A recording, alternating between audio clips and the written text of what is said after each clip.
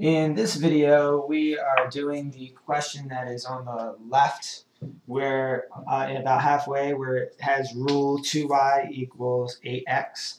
What this is the basis of algebra, and we're talking about linear equations, and this is a function table. Okay, so they give you the x and y chart. You just pick numbers for x, any numbers. Now, I know that if it has a 2y, that means I'm going to have to divide by 2. So I picked all even numbers. So I did -2, 0, 2, 4, 6. Now, you could have done 2, 4, 6, 8, 10, 12. You can do 1, 2, 3, 4, but if it's divided by 2, it's going to be very difficult. So things that are divisible by 2. All right, so then you take your number -2 and you put it in for x, like we did here. So 8 times a -2 is what I have right here. 8 times -2 is -16. So you'd get 2y equals -16. Then that means we have to get rid of the 2. So we have to divide both sides by 2, and we get y equals -8. So that's how we got -8 here. Then we do the same thing all the way down.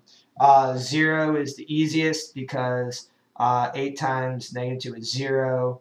0 divided by 2 will also be 0. Okay, so you keep going all the way down. You plug each one of these in for x. Now, usually we do it in our head after the first couple, then you can understand how it's going. Obviously, the other thing is as long as you're even here, hopefully you can see this. It says +2, +2, +2, +2.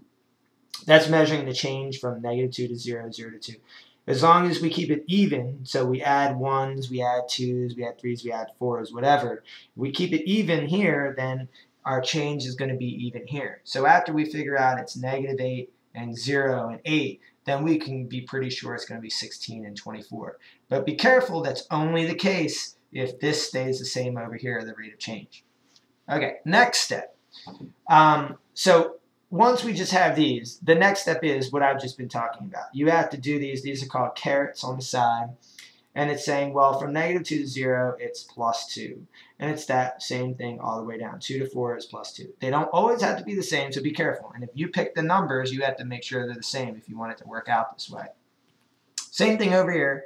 We have -8 to 0, so this is +8 all the way down. I know that's in red. It's a little hard to see, but I do think it's kind of picked up on the camera. So then we're finding the slope. Now, if you look over here, it says rise over run. That is the definition of slope. Slope is a measure of how steep a line is. Positive goes up from left to right. Negative goes down from left to right. That's if we were to graph these points. Okay, so what you do is you put the rise is your change in the y. So that's this +8. The run is your change in x, which here is +2.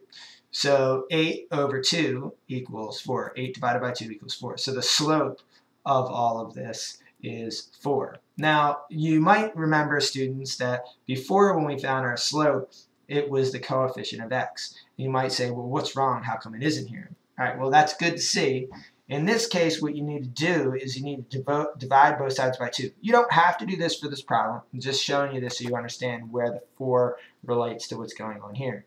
If we divide both sides by 2, these 2's cancel out, and you get y equals 4x. So 2y equals 8x and y equals 4x are the same thing. So let's try it. If you put in 2 for x, 2 times 4 is 8, and you get 8. If we put in 4 for x, 4 times 4 is 16. Okay, so it works. This is the basis of what you need to know for these problems. This is a very important problem going forward for the next couple of weeks.